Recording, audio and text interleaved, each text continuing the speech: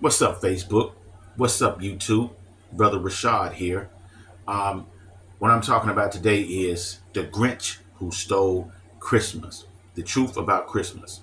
The Grinch who stole Christmas. The truth about Christmas. This is a pre-recorded video, and usually on faith-based topics, the last few months, uh, I've usually post them on, or I usually do a live video on Facebook on a faith-based topic. But today is a pre-recorded video, and I did it pre-recorded it because I wanted to put pictures in this video to further explain what I believe the Most High has given me to tell His people.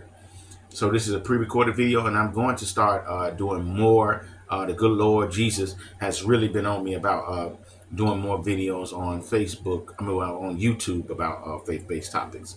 So again, let's get into the topic, the truth about Christmas, the Grinch who stole Christmas. Christmas, out of all of the holidays that most people celebrate throughout the year, is definitely the most popular holiday out of all of the holidays that people celebrate during the year. Christmas generates the most money out of all of the holidays. In the month of December, millions of dollars is spent. I would go as far as saying billions of dollars. I'm going to go as far.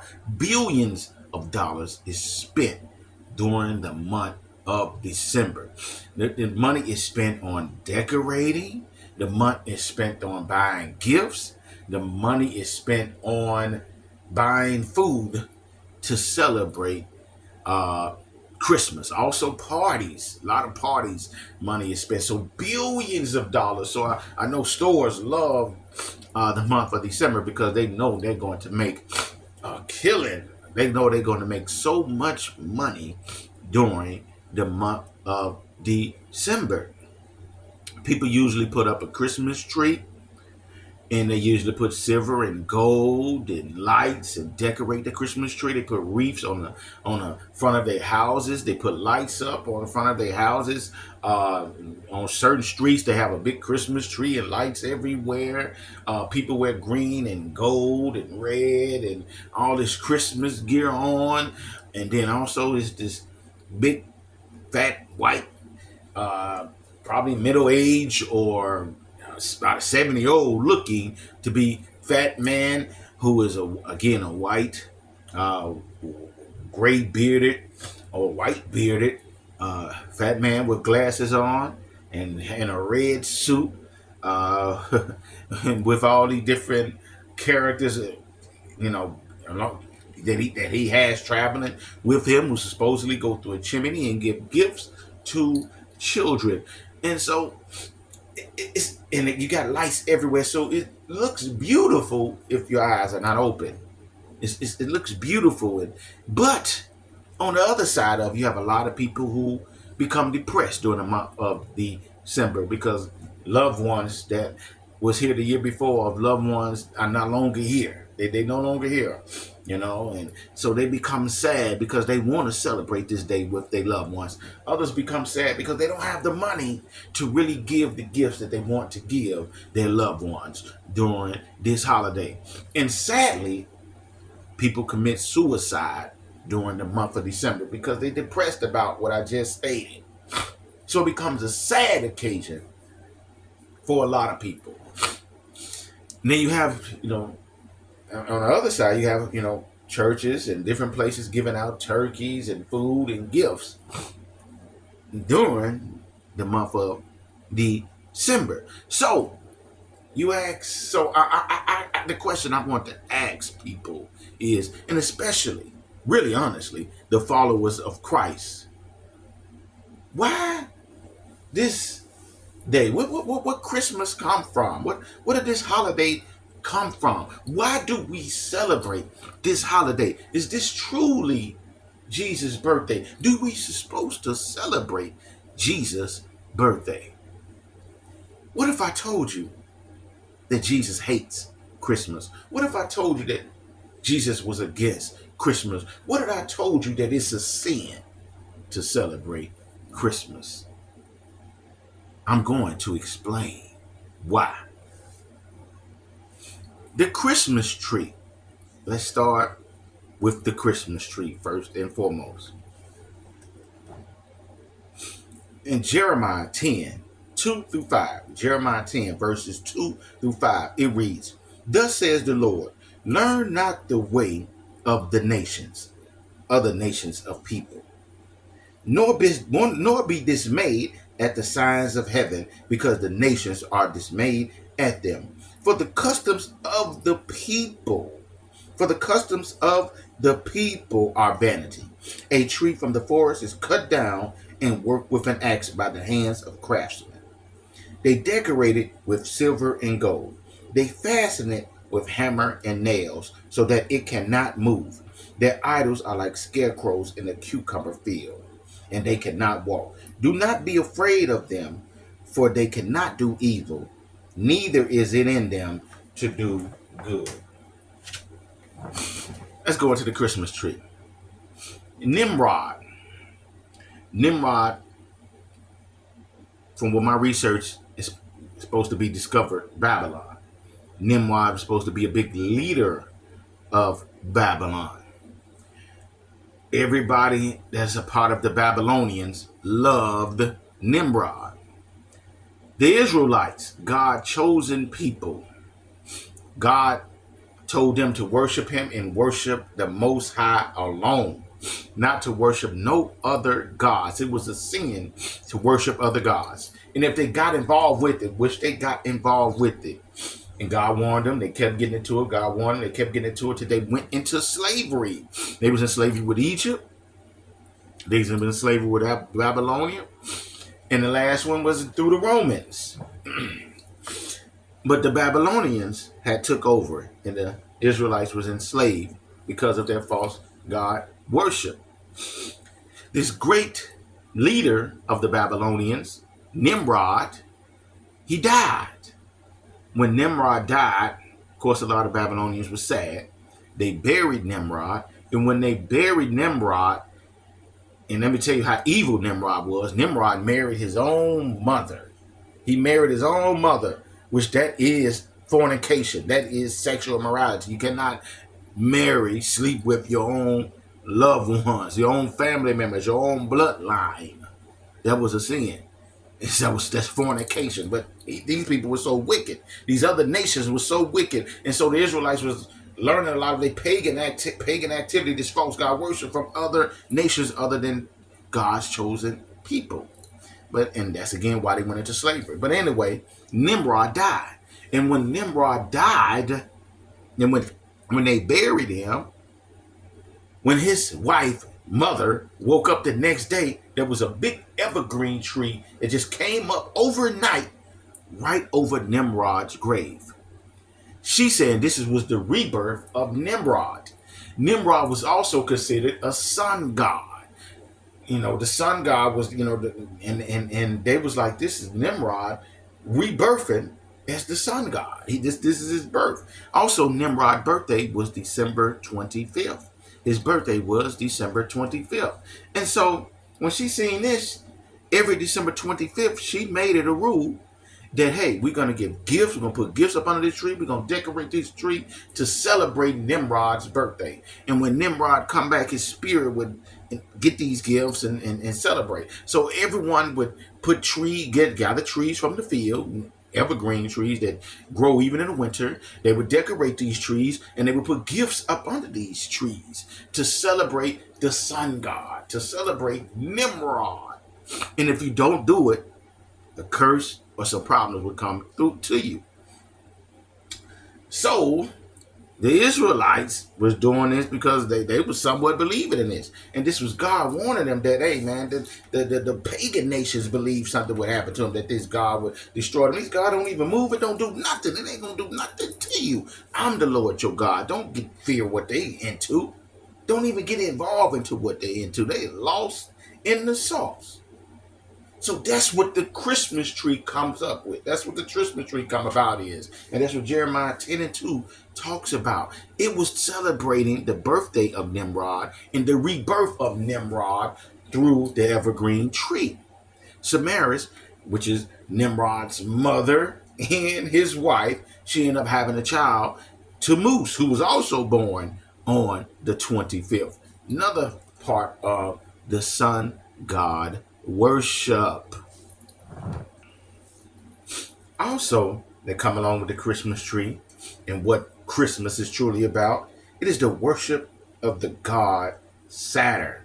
It is the worship of the god Saturn. See, Saturn is a god of the Roman religion. He is a god of time. He's a god of generation. He's a god of dissolution. He's a god of abundance. He's a god of wealth. He's a god of agriculture. And he's a god of periodic renewal and liberations. The god Saturn.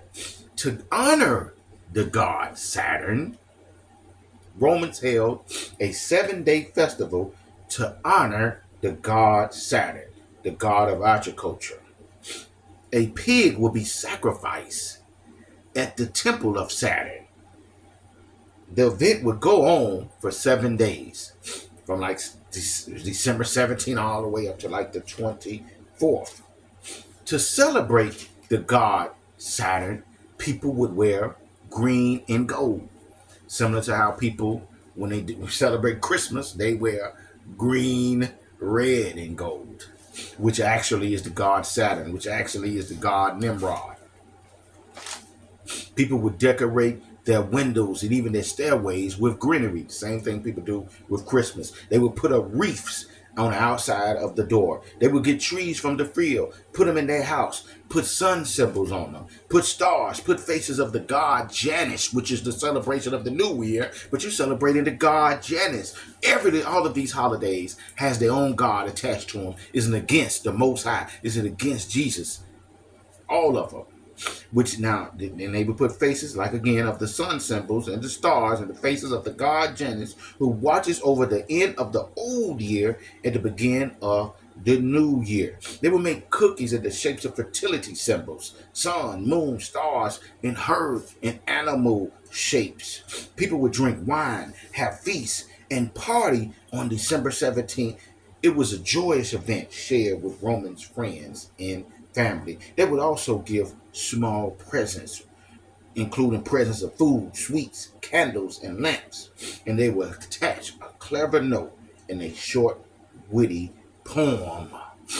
All of that sounds just like Christmas, because really it's the celebration of these many gods that we just saw, that we just talked about, which is the Nimrod god, which is nothing but the sun god, the god Saturn. We're going to talk about the Roman Sol Invictus, which is adapted, which they some call Nimrod.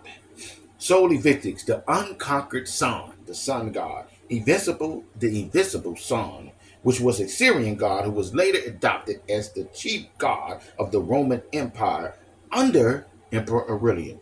His holiday is traditionally celebrated on December 25th, as many gods are including the winter solstice.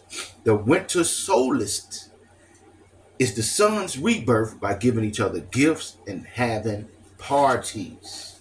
See, they believe Sol Invictus is nothing but Nimrod. Then you have the god Saturn. See, all these gods go into, one is the god of the sun, one is the god of generation, god of wealth, god of abundance, god of rebirth, which is the god Saturn. Then you have the new year, which comes right after Christmas, the god Janus, that watches over the old year into the new year. See, all of these have their own gods, and this is independent. This is against Jesus. This is against the Most High. You see, when you get partake in these celebrations, you're partaking in the celebration and the worship of the devil, which hides up under all of these gods. He's going to find a way to get people to worship him one way or another. See, in Exodus 20:3, it says, you shall have no other gods before me. If he said, you shall have no other gods before me, and then you partake in the worship of other gods, then you are sinning. Then you are offending the Most High. Exodus 34:14 reads, for you shall worship no other God, for the Lord, whose name is jealous, is a jealous God. See, Leviticus 19:4 reads that, do not turn to idols or make yourselves any gods of cast or metal. I am the Lord your God. See, when you partake in these things, you partake in, again, as I just told you, that you partake in other false gods, worship, Satan, enemy of God. That's what you are partaking in.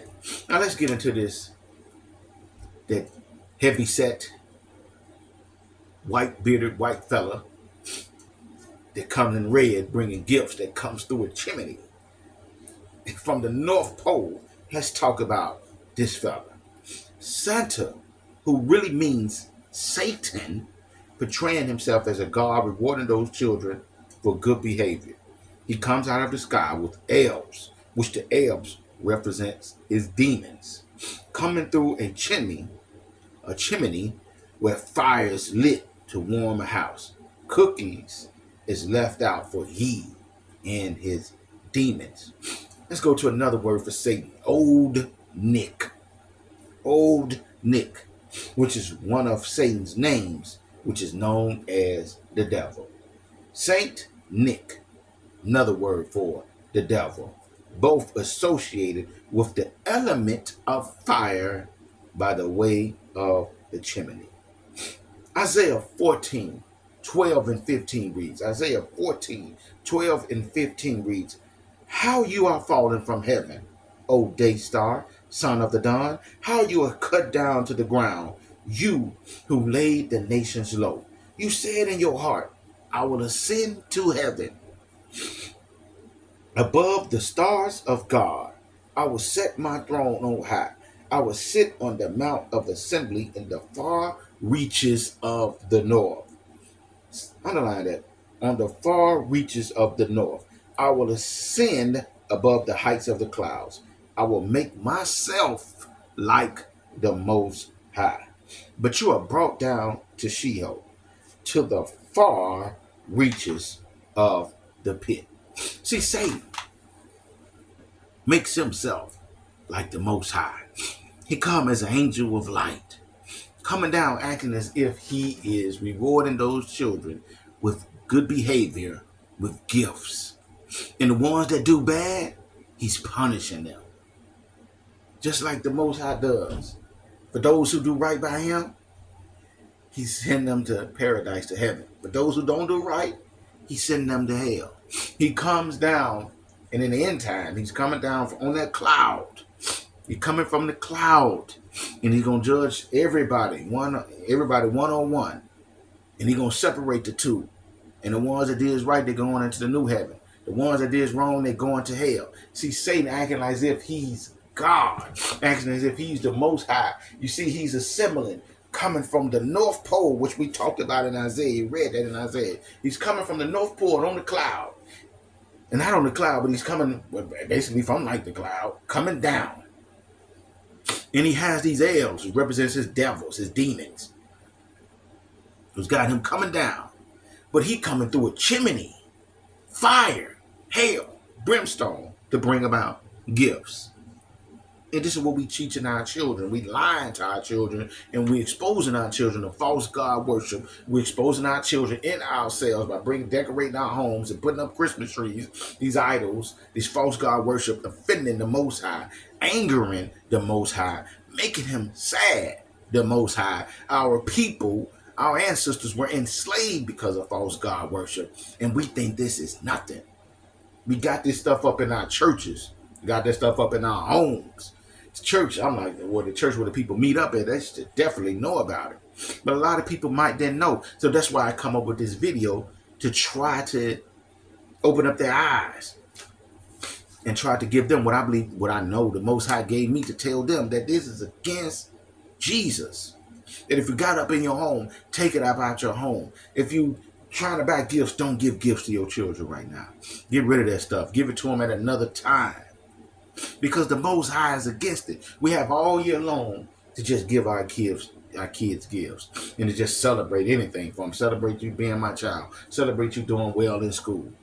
We have all year long to do that. If you want to give to those who are poor or homeless, don't wait for Christmas to celebrate this false God. You got the whole year to do it. Why just do it then in the honor of this false God? God has called me, and there's many, many, many others, to wake his people up, to tell them that, man, they're sinning against me, that this is against me, that my heart is broke because of their involving themselves in false God worship. And there's nothing new up under the sun. This stuff has been going on forever. But Jesus has sent me. God has sent me, but not only me, many others, to wake people up, to tell them that what they have been doing for years is wrong, and it's against Jesus. If you don't know about it, that's okay. But if you've seen this video, you know about it, you know now you need to change. Just think about the song of Santa, how he tried to make himself like God, like the Most High. See, you better watch out. You better not cry. You better not pout. I'm telling you why. Santa Claus is coming to town. Ain't that trying to make yourself like the Most High? How we say, man, you need to make sure you got your life right with God. You don't know the date or the hour when you may die. And he gonna judge you. And if you wrong, hell. If you right, heaven. He's coming on a cloud. But he ain't coming through no chimney. He ain't no fake. He ain't no Satan. But Santa, which is Satan, makes himself like the Most High. Check another one out. He sees when you are sleeping. He knows when you are awake. He knows if you've been bad or good. So be good for goodness sake.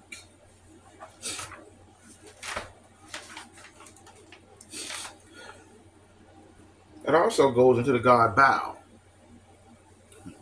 The God bow.